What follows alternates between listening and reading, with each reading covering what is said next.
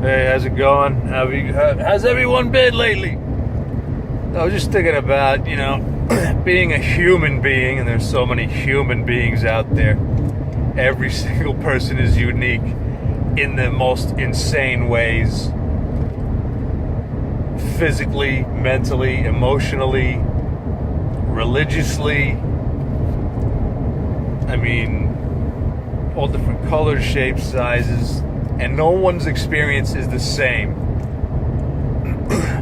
But in the end, I was thinking, how am I doing right now at life, right? Sciatica. And I said to myself, I think I'm a pretty good chap. And that's all I'm trying to be, is a good chap. Just get through this mess, right? That's the whole objective. And if you could put a, good spin on things and just, whatever position I'm in, I am here for whatever reason. And whatever I do, maybe it'll take me other places, but my path has been laid before me. So, whether you bust your ass or not, you're going to probably wind up at the same spot. Because you know what? Let me tell you this much. My father was a laborer in a lumber yard, and then became the foreman, then moved to New Jersey, had kids, had a family, got divorced,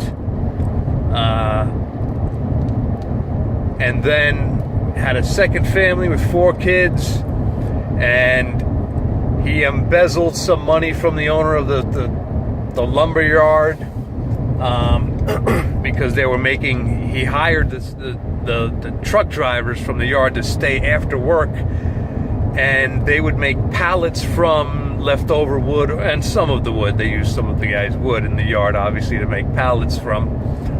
And they sold them to Sears and Bradley's, and what was the other big store back then, back in the late 70s, 80s. Anyway, and he got caught. He was going to go to jail. The owner came in. He owned 3 lumber yards in New Jersey, New York, and he said, listen, I know what you're doing. You're going to go to jail for a long time for embezzlement, unless you give me everything you have in your desk right now, if you have any checks from anybody.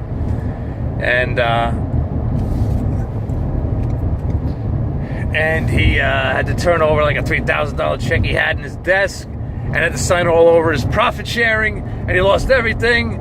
And then he went out and worked at a hardware store, and then he got in the carpenters union, and then worked at Javits Center for quite a number of years in New York, and saved up so much money in the stock market and being in the union for the last 20 years of his life. He managed to move down here to Florida, wound up living in this condo unit that's a few miles away from me, and went through a hell of a life and wound up living there. But my point is, his neighbor is the jockey, harness racing with the trotters, the guy that has won the most money all time, $21 million, and he lives in the apartment above my father. Now, that guy went through a hell of a life being a jockey, winning races all over the place and traveling the world, and the guy wound up at the same condo place that my father's at for $25,000. So, in the end, your journey might be the same ending. So, have a good time, enjoy it, and do the best you can to have a blast and make all the people around you have a blast, because the rest of the world will love you for it.